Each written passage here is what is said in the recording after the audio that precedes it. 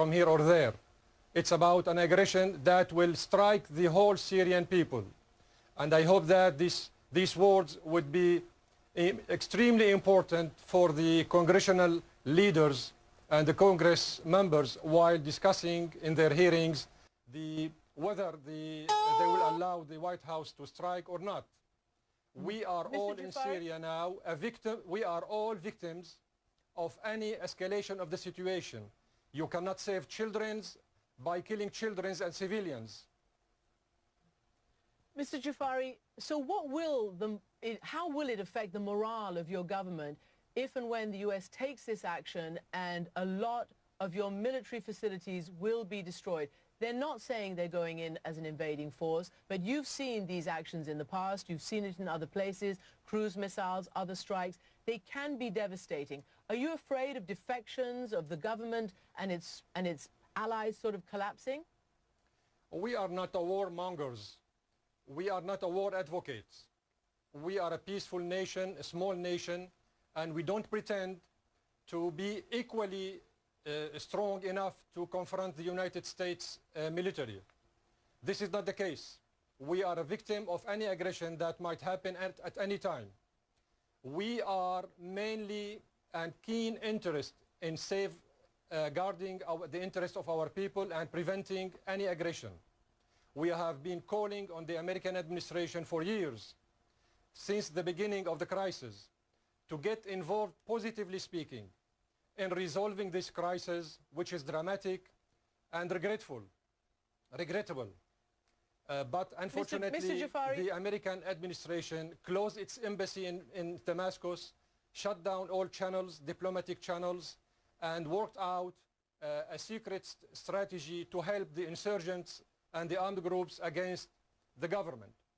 Mr. Jafari, you are portraying your government as the victim. Presumably that's your job at this point. But obviously what's happening is because of the aggression by your government against Syrians, including right now the use of chemical weapons.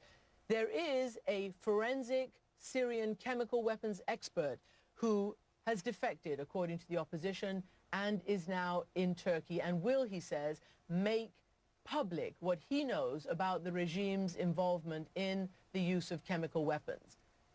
That is going to seal this situation, isn't it? Christiane, these allegations are false and unfounded. You can repeat the same mistakes that the previous American administrations did at many times. During Vietnam War, or during the Cuban crisis, or the Iraqi war with Colin Powell in the Security Council, presenting high confidence evidences, as he said at that time. By the way, he used the same description used by Mr. Kerry 3 days ago, when Mr. Kerry said also he had high evidences, high confidence evidences. So any opponent in any opposition could come out to the media or to any other intelligence sponsoring him and say that his government did this and that. You may remember what Mr. Al-Shalabi, the Iraqi guy, did before the invasion of Iraq, when he pushed the American intelligence towards the hypothesis of Iraq having chemical weapons also, and weapons of mass destruction. Then everybody apologized later on, including Mr. Colin Powell, for this allegation.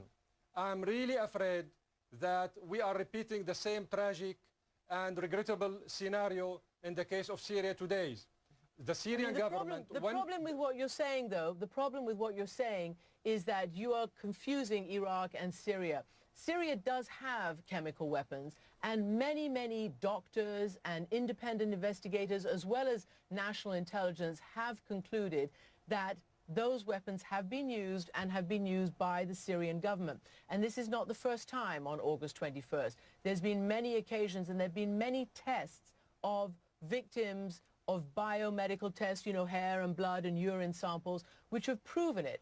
Are you saying that there are no chemical weapons in Syria, or are you just saying that you didn't do it? Thank you very much for asking these very important questions. Number one, the Syrian government did not say that the Sarin gas was not used in Khan al-Assal. Actually, we were the first to say that in March the 20th, which means 1 day after the attack by chemical substances on Khan al-Asal.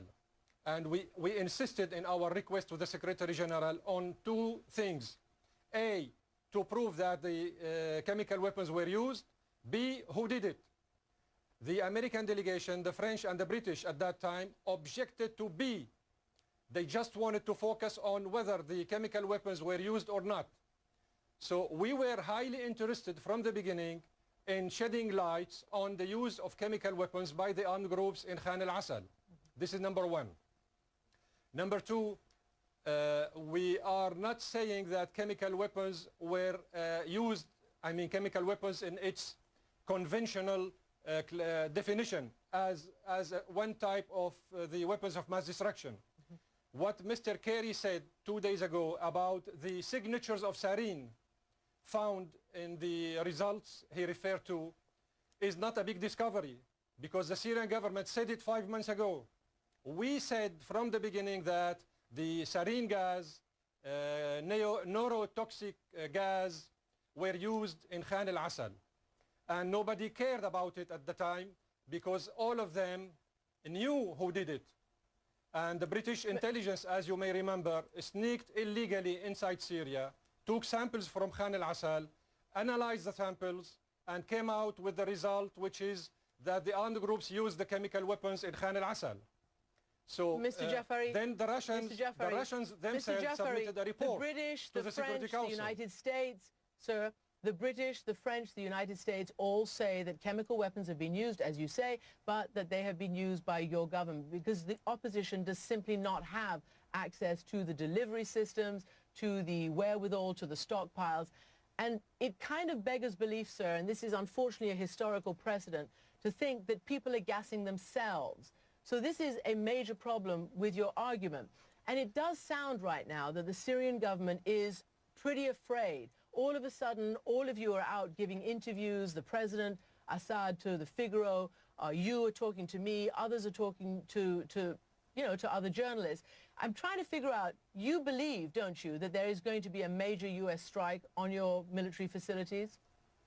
Christiane, the reports emanating from USA, France and Britain are not and could not be taken seriously, and they are not credible because these three governments are deeply involved in the Syrian crisis in helping the armed groups against the government.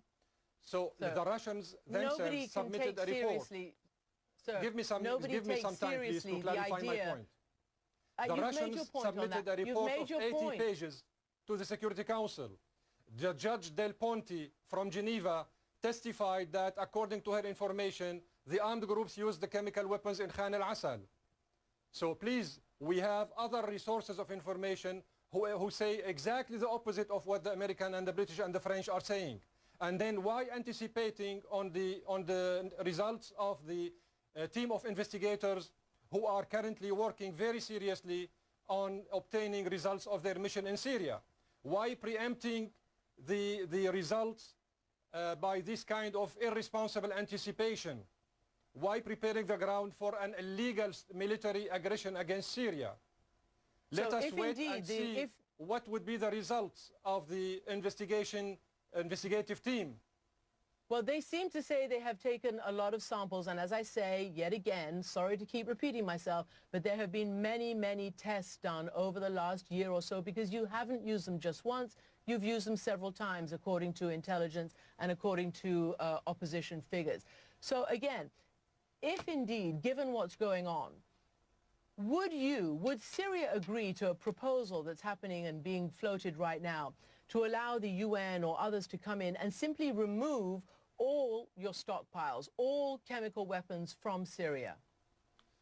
This is not the issue right now. The issue right now is about preventing the American aggression against my country. Then any related issue to the weapons of mass destruction could be examined seriously later on. I would like to remind you that Syria, when it was member of the Security Council in 2003, submitted a draft resolution to the Security Council on the establishment of a zone free from all weapons of mass destruction. And we were objected to at that time by the American delegation. So we are keen interest in having all weapons of mass destruction out of the area of the Middle East. including the Israeli nuclear armament, which is the most dangerous weapon of mass destruction. All right, let me ask you this, sir. Nobody believes you, basically, because everything you've said, not just you, but I mean your government, and you speak for your government, everything you've said over the last 2.5 years have simply been, swatted away by the facts. You have simply escalated this war and the use of different weapons, conventional and now non-conventional. And so you are in a very, very weak situation in terms of having the credibility on your side. You're trying to say that it's the others who are using them and not you. Can I ask you, because there are countries which favor you, such as Russia, China, the others, are you getting military or intelligence help from the Russians? Christiane, in terms of what's going on now? I'm really worried at hearing these bellicose talks in the American media. The media is a very important weapon of mass destruction also. So the media, I don't think you whether can in say America that. or outside, you should lead the public opinion towards the right path. We don't need wars or aggression in the area. We are fed up with wars.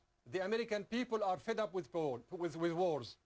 You have had thousands of American soldiers killed in our area, in Iraq, in Afghanistan, in Libya, elsewhere, in Lebanon. We don't need wars. We need peaceful settlement of conflicts according to the Charter of the United Nations. All right, Mr. Jeffrey, the problem is you're prosecuting this war. You're prosecuting this war, and the way you have put it out is that you are fighting against terrorists. That is your government's position. So that's how you've been justifying it. But here's the thing: even your Arab brethren, even the Arab League, has said that the use of chemical weapons is obviously illegal, and those who use them, and they also believe that it has been the Syrian government. They've kicked you out of the Arab League. Those who use them should be tried like war criminals. I guess I want to know, enough defending a regime, a government that has caused so much bloodshed and that has really crossed the line from any kind of civil war into weapons of mass destruction, into one of the highest crimes of international law. How do you personally sleep at night? I believe that the use of chemical weapons or biological weapons or nuclear weapons is a horrible, appalling crime. And those who perpetrate such a horrible crime, whether they are Israelis or others, should be held accountable to the internationally established mechanisms, not to the bully of the world, the policeman of the world, represented by the American intelligence reports or false allegations coming from France or Britain or Saudi Arabia or Israel. What I'm saying is that, yes, we do have a domestic crisis. Yes, wrongdoings happened in the past. Yes, injustices took place in Syria in the past. We need to correct this, and we believe in what Obama said as his logo in the elections. A change, yes, we can, and yes, we need, in Syria itself as well as outside of Syria.